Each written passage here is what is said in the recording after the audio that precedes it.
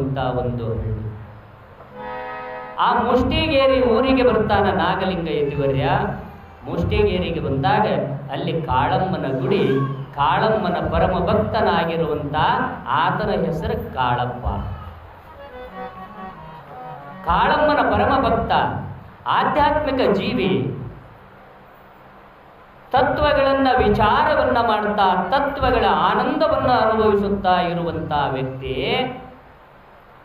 ಅವ ಏನು ಮಾಡ್ತಾನ ಅಂತ ಕೇಳಿದ್ರೆ, ಕಾಳಮ್ಮನ ಗುಡಿಯೊಳಗಿದ್ದುಕೊಂಡು ಕ್ರಿಶ್ಚಿಯನ್ನರ ಬೈಬಲ್ ಅಭ್ಯಾಸ ಮಾಡಿ ಬೈಬಲ್ಲವನ್ನು ಜನರಿಗೆ ಹೇಳುತ್ತಿರ್ತಾನೆ. ಆ ಬೈಬಲ್ ಗ್ರಂಥ ಇಟ್ಟುಕೊಂಡು ಅದನ್ನು ಅಭ್ಯಾಸ ಜನರಿಗೆ ಹೇಳುತ್ತಿರ್ತಾನ. ಒಂದು ದಿನ ನಾಗಲಿಂಗ ಯತಿವರ್ಯರು ಶಿಷ್ಯರನ್ನು ಕರ್ಕೊಂಡು ಕಾಳಮ್ಮನ ಗುಡಿಗೆ ಬಂದು ಬಿಡ್ತಾರೆ. ಯಾವಾಗ ಕಾಳಮ್ಮನ ಗುಡಿ ಮುಂದೆ ನಾಗಲಿಂಗರು ಬಂದ್ರ, ನಾಗಲಿಂಗ ಅಪ್ಪವರು ಬಂದ್ರು ಅಂತ ಗದಗದ ನಡಿಗೆ ಹೆದರಿ ಅದನ್ನು ಒಯ್ದು ಕಾಳಮ್ಮನ ಮೂರ್ತಿ ಹಿಂದೆ ಮುಚ್ಚಿಡುತ್ತಾನ ಬೈಬಲ್. ಆ ಬೈಬಲ್ ಕಾಳಮ್ಮನ ಮೂರ್ತಿ ಹಿಂದೆ ಮುಚ್ಚಿಟ್ಟು ಗಡಬಡಿಸಿ ಓಡಿ ಬಂದು ಪಾದಕ್ಕೆ ಬಿದ್ದು, ಯಪ್ಪಾ ಬರ್ರಿ ಈಗ ಬಂದ್ರೇನು ಅಂತ. ಆವಾಗ ನಾಗಲಿಂಗ ಅಪ್ಪಗಳು ಅವನ ಮುಖ ನೋಡಿ, ಯಾಕೋ ಕಾಳಪ್ಪ ಅಂಜಲಾಕತ್ತಿಯಲ್ಲ, ನಡಗಲಾಕತ್ತಿಯಲ್ಲ, ಏನ್ ತಪ್ಪು ಮಾಡಿ ನೀನು? ಏನಿಲ್ರಿ ಅಪ್ಪವ್ರ, ಏನಿಲ್ರಿ, ಏನು ಮಾಡಿಲ್ರಿ ಅಂತ ಹೇಳುತ್ತಾರೆ. ಅವಾಗ ನಾಗಲಿಂಗಪ್ಪಗಳು ಅಂತಾರ, ಅಲ್ಲ, ಯಾರ ಮುಂದರೆ ಸುಳ್ಳು ಹೇಳಬೇಕು, ಗುರುವಿನ ಮುಂದೆ ಸುಳ್ಳು ಹೇಳಬಾರದು ಕಾಳಪ್ಪ.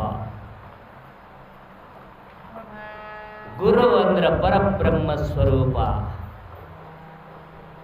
ಗುರುವಿಗೆ ಗೊತ್ತಾಗದ ಯಾವ ಕೆಲಸಗಳು ಇಲ್ಲ ಕಾಳಪ್ಪ. ಜಗತ್ತಿನೊಳಗೆ ಅಣುರೇಣು ತೃಣಕಾಷ್ಟಗಳಲ್ಲಿ ಭಗವಂತ ಅಡಿಗಾನಂದ ಬಳಿಕ ಭಗವಂತ ಅಂತ ತೋರಿಸಿಕೊಡುವಂತ ಗುರು ಎಲ್ಲಿ ಅಡಿಗಾನ ಅನ್ನೋದು ತಿಳ್ಕೋರೋ ಕಾಳಪ್ಪ. ಗುರು ಯಾವ ಅಣುರೇಣು ತೃಣಕಾಷ್ಟಗಳಲ್ಲಿ ಭಗವಂತ ಅಂತ ಹೇಳಬೇಕಾದ್ರೆ ಗುರುವಿನ ಮೂಲಕ ಗುರುತಾಗ್ತದೆ. ಅದಕ್ಕಾಗಿ ದೇವರಕ್ಕಿಂತಲೂ ಗುರು ದೊಡ್ಡವನು ಕಾಳಪ್ಪ. ಇದನ್ನ ನೀನು ಅರ್ಥ ಮಾಡಿಕೊಳ್ಳಾರದೆ ನನಗೆ ಸುಳ್ಳು ಹೇಳಕತ್ತೀರಿ. ತಗೊಂಡು ಬಾ ಕಾಳಮ್ಮನ ಮೂರ್ತಿಯ ಹಿಂದೆ ಏನು ಬಚ್ಚಿಟ್ಟಿ ತಗೊಂಡು ಬಾ ಕಾಳಪ್ಪ ಅಂದ್ರೆ ನಾಗಲಿಂಗ ಎದ್ದಿ ಬಂದ. ಆದ್ರೂ ಕೂಡ ಇಲ್ರಿ ಅಪ್ಪವ್ರ, ಏನಿಲ್ರಿ ಅಂತ ಕಾಳಪ್ಪ ಅಂತಾನ. ಸರಿಯೋ, ನೀ ತಗೊಂಡು ಬರೋದೇನದ, ನಾನ ಒಳಗೆ ಹೋಗಿ ತಗೊಂಡು ಬರ್ತೇನೆ. ಅಪ್ಪವ್ರ ನಡೆ, ಅವರ ಮಾತುಗಳು ನೋಡಿದ್ರೆ ಗದಗದ ನಡಗಬೇಕು ಜನ. ನಾಗಲಿಂಗರ ಮಾತುಗಳಂದ್ರ ಹಂಗ, ಅವರ ನಡೆ ಅಂದ್ರ ಹಂಗ. ಕಾಳಪ್ಪನನ್ನು ಸರಿಸಿದ್ರು, ನಾಗಲಿಂಗ ಯತಿವರದು ದಡ ದಡ ದಡ ಬಂದ್ರು ಒಳಗೆ, ಗರ್ಭಗುಡಿ ಒಳಗೆ ಕಾಳಮ್ಮನ ಮೂರ್ತಿಯಿಂದ ಕೈ ಹಾಕಿದ್ರು, ಬೈಬಲ್ ಸಿಕ್. ಆ ಬೈಬಲ್ ತಗೊಂಡು ಹೊರಗೆ ಬಂದು ಹೇಳುತ್ತಾರ, ಅಲ್ಲೋ ನನ್ನ ಪರಮ ಭಕ್ತನಾಗಿರುವಂತ ಕಾಳಪ್ಪ, ನಿನ್ನ ಬಾಯಿಯೊಳಗೆ ಸುಳ್ಳು ಹೇಳುವಂಗ ಮಾಡುತ್ತೇನೋ ಈ ಗ್ರಂಥ. ನೋಡಿ ಮಾತು ಹೇಗದೆ ಗುರುವಿನ ಮಾತು. ನೀನೆಂದೂ ಸುಳ್ಳು ಹೇಳವಲ್ಲ, ಸುಳ್ಳು ಹೇಳದವನ ಬಾಯಿಯೊಳಗೆ ಸುಳ್ಳು ಈ ಬೈಬಲ್ ಹೇಳಿಸದಂದ್ರೆ ಇದನ್ನು ಸುಮ್ಮನೆ ನಾ ಬಿಡಂಗಿಲ್ಲ ಕಾಳಪ್ಪ. ಆ ಕಡೆ ಈ ಕಡೆ ನೋಡಿದ್ರು, ಏ ಕಾಳಪ್ಪ, ಅಲ್ಲಿ ತೆಂಗಿನಕಾಯಿ ಹುಚ್ಚುವ ಕೊಳವೆ ತೆಗೆದುಕೊಂಡು ಬಾ, ತೆಂಗಿನಕಾಯಿ ಸುಲಿದಿರ್ತದಲ್ಲ ಮೊಳೆ ತೆಗೆದುಕೊಂಡು ಬಾ ಅಂದ್ರು. ಯಾಕ್ರಿ ಅಪ್ಪವ್ರ ಅಂತ ಕಾಳಪ್ಪಂದ ಹೇಳದಷ್ಟು ಮಾಡ್ತೀಯೋ ಇಲ್ಲ ನಾನಾ ತಗೊಂಡು ಬರಲಿ. ಕಾಳಪ್ಪ ಹೋಗಿ ಆ ಮೊಳೆ ತಂದು ಕೊಟ್ಟ. ನಾಗಲಿಂಗ ಯತಿವರ್ಯರು ಬೈಬಲ್ ಆ ಕಾಳಮ್ಮನ ಒಟ ಯಾವ ಗುಡಿಯೊಳಗೆ ಅದನ್ನು ನಟ್ಟ ನಡುವೆ ಇಡುತ್ತಾರೆ, ಅದರ ಮ್ಯಾಲೆ ಮಳೆ ಇಡುತ್ತಾರೆ. ಕಲ್ಲು ತಗೊಂಡು ಬಾರೋ ಕಾಳಪ್ಪ ಅಂತಾರೆ. ಕಾಳಪ್ಪಂದ, ಯಪ್ಪ ಬ್ಯಾಡ್ರಿ, ತಪ್ಪು ನಾನು ಮಾಡೀನಿ, ನನಗೆ ಶಿಕ್ಷೆ ಕೊಡ್ರಿ ಯಪ್ಪ. ನಾ ತಪ್ಪು ಮಾಡೀನಿ, ನಾ ಸುಳ್ಳು ಹೇಳಿನಿ. ನೀವು ಈ ಬೈಬಲ್ ಗ್ರಂಥಕ್ಕೆ ಮೊಳೆ ಹೊಡೆದ್ರಿ ಅಂದ್ರೆ ಆ ಜನ ಬಂದು ಇದನ್ನು ನೋಡಿದ್ರೆ ನನಗೇನಂದಾರು ಯಪ್ಪ, ಇದು ಧರ್ಮದ ಘರ್ಷಣೆ ಆಗೋದಕ್ಕೆ ನಾಂದಿ ಆದೀತು ಗುರುವರ್ಯ. ಅದಕ್ಕೆ ಬಾ ಇದನ್ನ ಮೊಳೆ ಹೊಡೆದು ಬೇಡ, ನನಗೇನು ಶಿಕ್ಷೆ ಕೊಡ್ತೀರಿ ಕೊಡ್ರಿ, ನನಗ ಕೊಡ್ರಿ ಅಂತ ಕಾಳಪ್ಪ. ಯಾವಾಗ ಕಾಳಪ್ಪನ ಮಾತು ಕೇಳಿದ್ರೆ ಗುರುಗಳಂದ್ರು, ಅದರ ಬಗ್ಗೆ ನೀ ಯಾಕೆ ಹೆದರ್ತೀಯೋ?